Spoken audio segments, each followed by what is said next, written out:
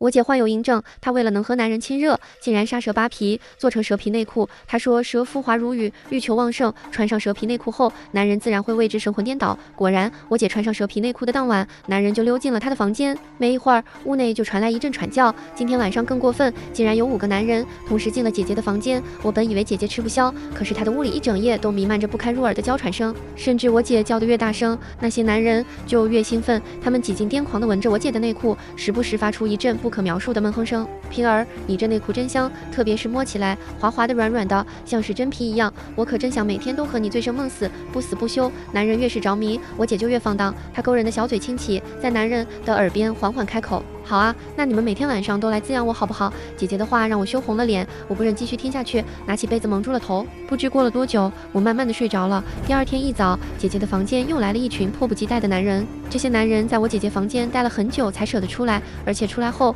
个个都神清气爽，一脸满足。我按照妈的要求端着饭等在门口，等姐姐房间的男人出来完之后才能进去。不知道站了多久，我腿都酸了。我有些怨言，自从姐姐和村里的不同男人纠缠之后，她就啥也不用干，她每天只需要躺在床上等下一个男人来滋润她。男人都走完后，我端着饭走到姐姐的床边，喊她起床吃饭。只见我姐趴在床上，被子盖着身子，只露出一个被头发挡着的头，根本看不见脸。而她好像在吃着什么，时不时地发出一阵十分享受的嗯哼声。我喊了好几声，姐姐都没有应我。我想走近看看姐姐在干什么，可当我靠近看清的时候，眼前的景象却吓了我一跳。只见我姐满嘴鲜血地拿着一只大老鼠，不停地乱啃着。此时老鼠的腿和肚子都已经被我姐啃掉了，可她还在不停地叽叽叫着，而且床上似乎也传来了老鼠的叫声。出于担心，我掀开了姐姐的被子，想把老鼠赶走。可当我掀开的一瞬间，我整个人都瘫倒在地上。只见我姐的两腿之间有层薄膜，像是粘在了一起，并且我姐的腿还在不停地蠕动着，像是条蛇一样。我掀被子的动作惊扰了我姐，她原本潮红的脸色一看见是我，立马变得凶狠起来。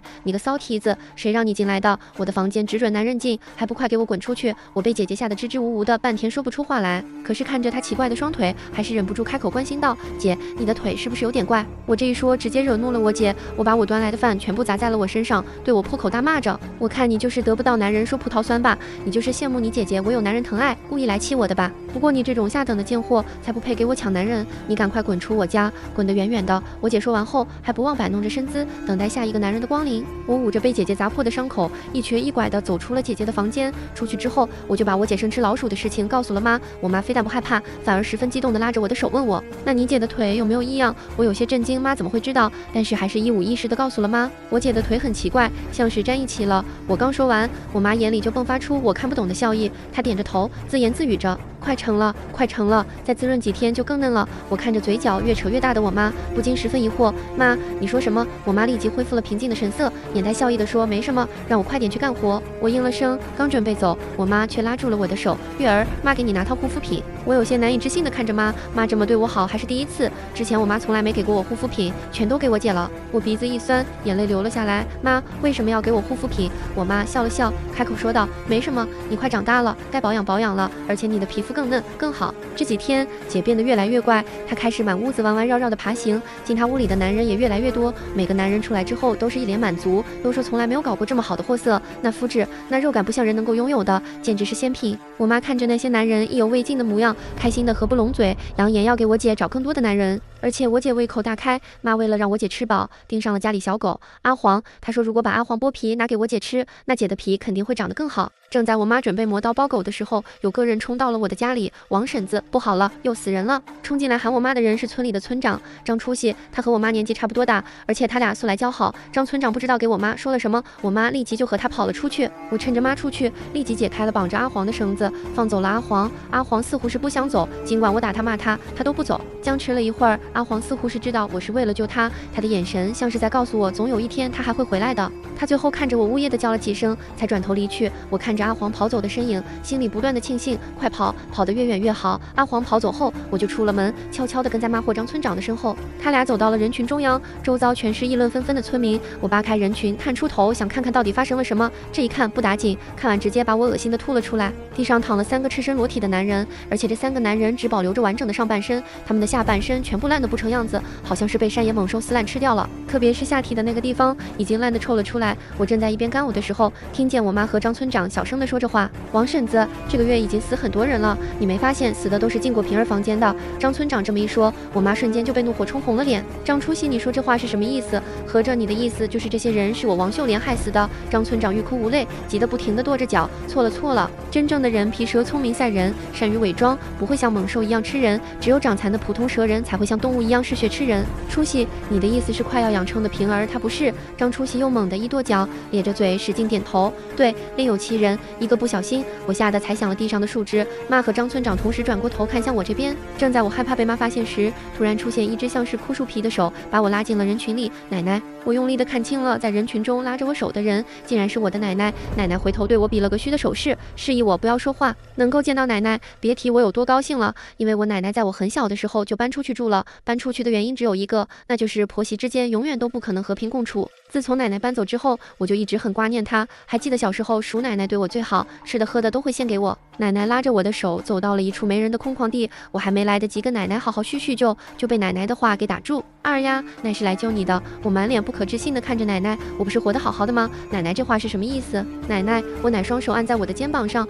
目光坚定地看着我。二丫，你妈要杀你，怎么可能？奶奶，你说笑了。我推开了奶奶的手，不可置信地往后退了几步。虽然妈平时会打骂些我，但是她也不可能要杀我。二丫，你听奶奶说，你最近有没有觉得你妈很反常，而且开始莫名其妙地对你好，甚至注意你的皮肤？奶奶，你怎么知道？我奶重叹了一口气，缓缓开口说道，你妈现在是在养人皮蛇，你姐穿上蛇皮内裤之后，这个蛇皮经过男人滋润就会和人皮融合，会慢慢变成独一无二的人皮蛇。人皮蛇一旦养成之后，它的皮就值千金。你妈她这是为了扒皮卖钱，想赚钱想疯了啊！我听着奶奶说的话，惊吓过度的哭了出来。可是穿上蛇皮内裤的人是我姐，不是我。奶奶用旁人几乎听不到的声音，小声嘀咕了一句：错了，错了，她不是。我还没明白奶奶是什么意思，她就转而换上一副慈祥的面孔：没事的，乖孙女，奶奶会保护你的。说罢，奶奶从口袋里掏出一个小药瓶，药瓶上面系着一个红丝带，上面有着看起来十分古老的雕花工艺。我眨了眨眼，问奶奶这是什么东西？二丫，这个东西可是个宝贝，在你妈让你穿上内裤前，你赶快把这个药喝了，关键时刻它能救你命。虽然我不明白奶奶的意思，但是她也是为了我好。我收起来药，满怀感激的冲奶奶笑着点了点头。临走之际，奶奶又告诉了我一句：千万不要相信任何人。回到家，我却罕见的没有在姐姐房间里听到喘息声。按理说，今天应该也会有男人过来滋润我姐，可是姐姐的房间却十分平静。天都快黑了，妈和村长出去之后还没有回来。我按照往常的规矩，做好饭之后，端着饭敲开了姐姐的门。姐姐今天也很奇怪，之前我进门，她第一件事就是先骂我，让我滚出去，而现在她却躲在被子里，连头都不露了。我小心翼翼地走到床边，掀开了她的被子，床上的我姐哪里还像个人？她的双腿已经快要粘连在一起，而且上面长满了怪异的纹路。我姐蜷缩在那里蠕动着，眼角似乎有泪痕。她看见我站在床边，立马拉住了我的手。我的好妹妹，能不能帮姐个忙？我看着姐姐这副凄惨的模样，又想起奶奶说的姐姐会死，不禁动了恻隐之心。姐，你说不管什么忙我都会帮你。就在我答应的瞬间，我姐嘴角似乎扯出一抹意味深长的微笑。她撑起身子，可怜巴巴地看着我说道：把姐的内裤脱掉，穿你身上。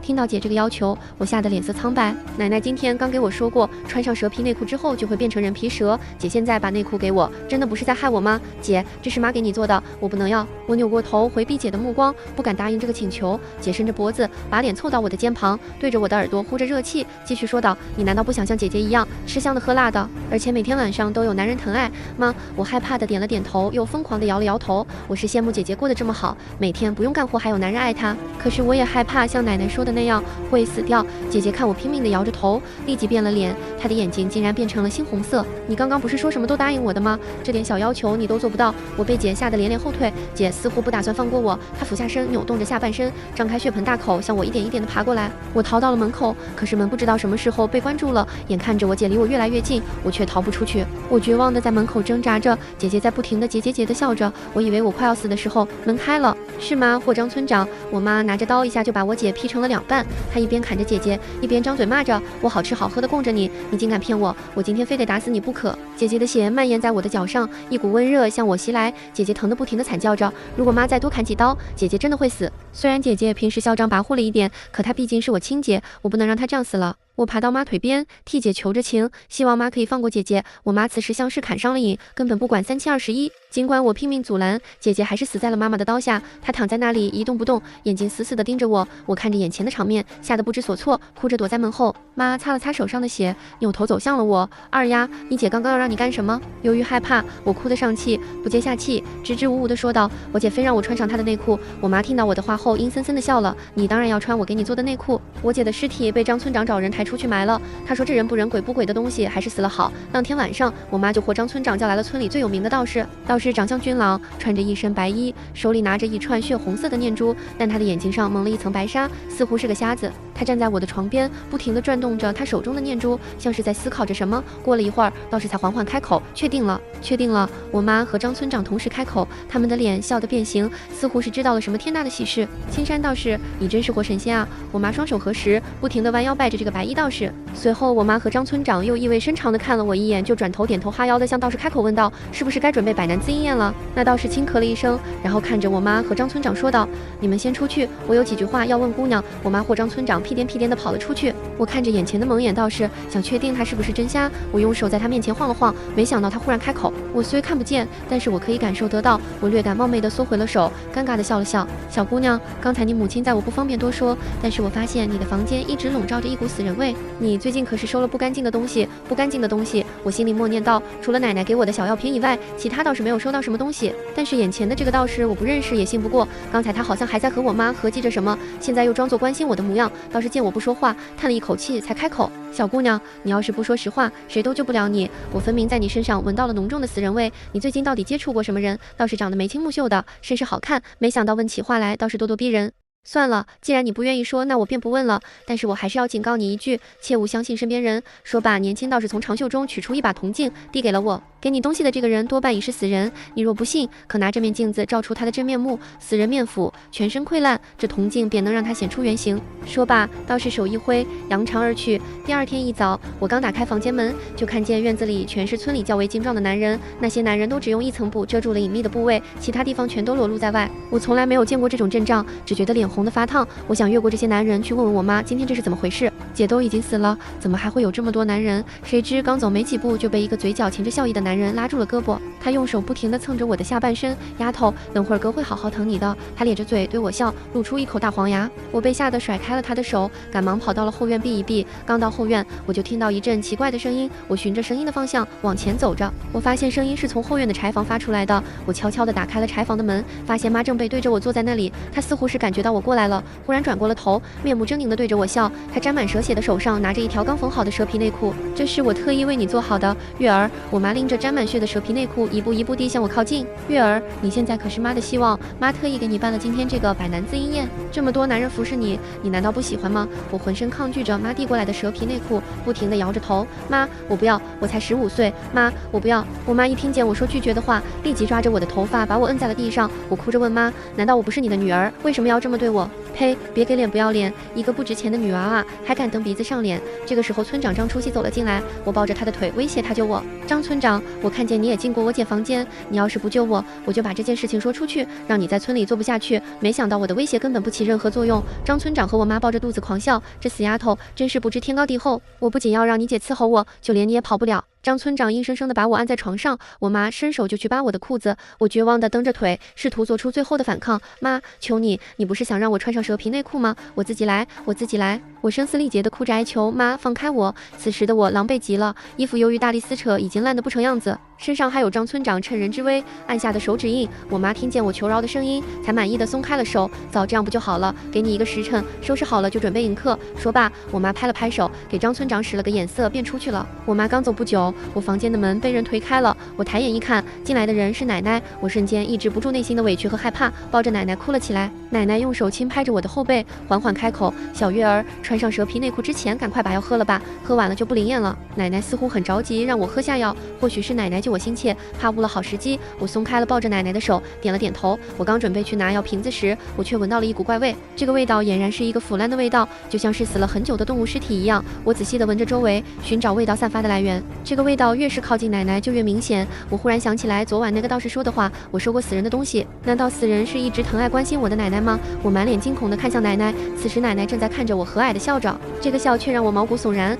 奶奶，孙女好长时间没有给您梳过头发了，我先给您梳个头发，再喝药。小月儿，咱们先喝药再梳头发。奶奶一直坚持让我先喝药，可越是这样就越让我怀疑奶奶。我拿出道士昨天晚上给我的铜镜，若奶奶是死人，铜镜一照便知。奶，先梳头。我拿着铜镜放到奶奶的面前，可是奶奶避过了铜镜，扭头看向我，她摸着我的脸，语调变得有些急躁。月儿，听奶的，先喝药，没事。奶奶，我想像小时候奶奶给我梳头那样，为奶奶盘一次发。说罢，我又准备把铜镜对准奶奶的脸照上去。我奶看拗不过我，神色明显变得不一样，她的眼神开始变得凶狠，一副生气的模样。孙女大了，开始不听奶的了是吧？我真是白疼你了。奶奶一边说着，一边拍着大腿哭。奶奶，我听你的，我先喝药。正当我以为没机会照到奶奶的面貌，准备抽回手中的铜镜时，奶奶却放松了警惕。我铜镜抽走的那一瞬间，倒映出了奶奶的面容。只见镜中人的皮肤已经溃烂发脓，上面有蛆在不停地啃食着烂肉。看见这一幕，我吓得连连后退。奶奶真的是死人！奶奶原来一直在骗我，她根本就不是在救我，而是想害我。原来那道士昨天晚上说的都是真的。小月儿，你怎么了？奶奶不知道我已经看到了她的真面目，继续假意关心着我。我强装镇定，嘴角却止不住的颤抖。奶，我忽然想上厕所，憋不住了，你等我一会儿，我马上回来。我看着刚刚被奶奶从外面打开的门，一溜烟的偷跑了出去。昨天那道士告诉我，如果有事找他，就去村头树下。我偷偷溜出大门，一股脑跑到村头的百年大树下。青山道士，青山道士！我惊慌失措的四处张望着。现在我唯一能信的人只有这个道士。我喊了好久都没人应。就在我以为没有希望的时候，白衣道士出现了。他今天和往常略有不同，一身白衣的他却在眼上系了一个正红色的系带，这个正红色和他风格明显格格不入，像是有什么喜事一样。可我又转念一想，他是个瞎子，根本看不到颜色，应该是我多虑了。他一步已经走到了我的身边，面色平静地开口：“现在您相信我了。”我猛点了几下头，眼神中全是乞求。我乃是死人，他想杀我，倒是像是料到了一样，语调十分平淡。他是不是给了你一瓶药？那药是还魂药，需找到穿上蛇皮内裤的处女之身才能见效。你乃看你姐不行，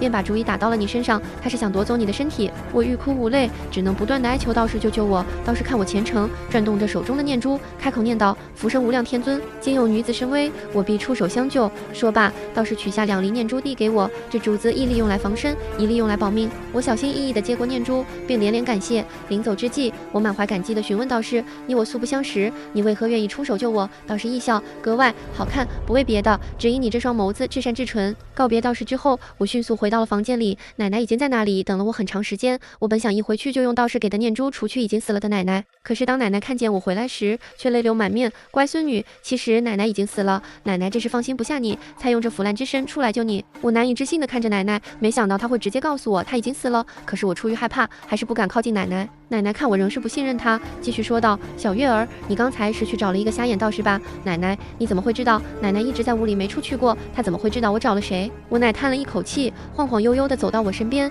我一猜便知，这个瞎眼道士可非良善之辈，他心中无善无德，才会被逐出师门，四处流浪。我仔细一想，那瞎眼道士确实是四处闯荡，但他却说自己下山历练，云游至此。我奶和道士各执其词，我真不知道到底是谁在骗我。奶奶看我有所动容，继续说道：“我早就不贪恋这世间了，我只想救下我的孙女，再安心死去。小月儿，你若是不信，我奶奶就折断一只手，向你表真心。”说罢，咔嚓一声，是骨头断裂的声音，奶奶的手掉在了地上。我立马跑过去抱住了奶奶，眼泪一颗一颗的落下。我奶对我这么好，可我却因为一个素不相识的外人怀疑她。乖孙女，这就对了。我奶用手掌拍着我的后背，我冷笑一声，这当然对了。我奶用不可置信的眼神看着我，而此刻她的身体已经开始灼烧，痛苦不堪。你这是做什么？我来救你，你还要杀我？奶奶开始变得歇斯底里，我笑着看着她，眼里尽是不屑。奶奶，你真以为自己演技很好吗？我可什么都没说，你就暴露了你自己，因为你知道一旦我中了你的计，你就可以换魂成功，所以你才会毫不在意自己的身体，折断手掌给我。这可怪不了别人，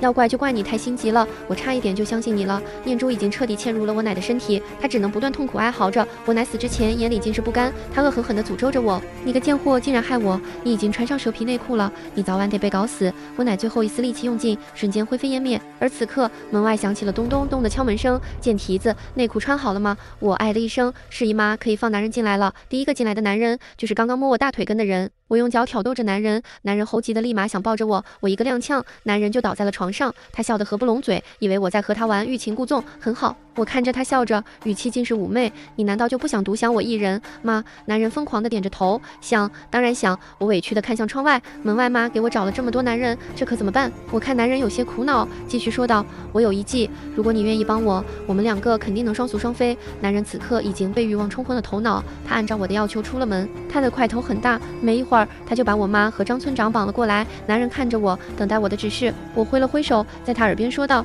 只要妈同意，我们两个就成了。外面我准备了酒，你出去把那些男人都灌醉，到时候只剩我们两个，我们就可以。说罢，我看着男人娇羞一笑，男人立即按照我的要求出了门。男人刚走，我就把屋里的门反锁上。我妈和张村长此刻还在呜呜的叫着，我伸手拿开堵着我妈嘴巴的破布，刚一拿开，我妈就开始扯破喉咙大叫。我看了一眼她狼狈的模样，缓缓开口说道：别叫了，没人会来了，外面的人喝了我早就准备好的毒酒，已经都死了，你这个骚蹄子想干什么？我冷笑了一声：杀你！妈似乎是不敢相信自己的耳朵，竟然笑了起来，我也笑了起来，但是我拿着刀的手却划在了妈的脸上，一刀又一刀。我妈的脸色逐渐惊恐起来，她仿佛才意识到我没有在和她开玩笑，她想求饶，可是已经晚了，我已经把刀扎到了她的心脏，她只能眼睁睁地看着我把她的肉一片一片地割掉，然后绝望地死去。杀了妈和村长之后，我就坐在屋里等，因为还有一个人会来。果然门开了，我抬眸看向进门的人：你来了。青山道士。道士环视了一眼屋内，似乎已经明白了是什么情况。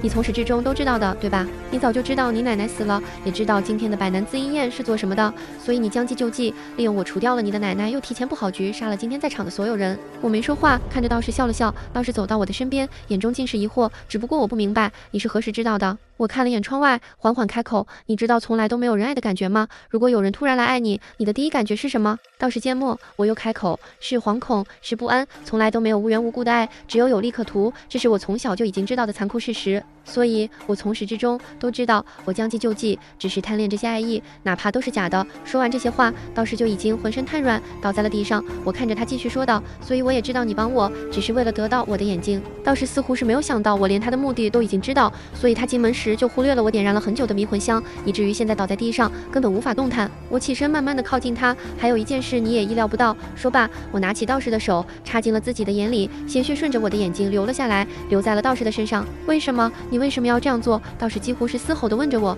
眼睛给你，但我有一事相求。道士茫然，我跪在地上，不断叩头，直至额头冒血。求你让我姐姐起死回生。为什么？因为爱。你凭什么觉得我会帮你？凭你本意向善。那天，道士答应了我，他去乱葬岗找到了我姐姐的尸体。他说幸亏尸体还未腐败，还有一线生机，只不过尚缺一味药材。他去带着我姐去远方寻药。姐姐离开的那天，被我放走的阿黄又回来了。他凑到我的身边，不停地用脑袋蹭着我的腿，似乎是为了告诉我他回来了。我缓缓蹲下，用手四处摸着。阿黄好像知道我看不见了，他挪动着身体，把头放在了我手下。我揉了揉阿黄的脑袋，发自内心的笑了。阿黄，谢谢你回来做我的眼睛。番外，姐姐死之前，她给了我一封提前写好的遗书，给小妹的一封信。对不起，小妹，阿姐可能保护不了你了。我本以为只要我穿上蛇皮内裤，你就会安全。可是我不是真正人皮蛇的事情，好像快被妈发现了。而且最近蛇皮已经长出来了，阿姐的思想也越来越不受控制。我真害怕哪天会伤害到你。我打你骂你的时候都不是出于真心的，我只想让你快点跑，快点离开这里，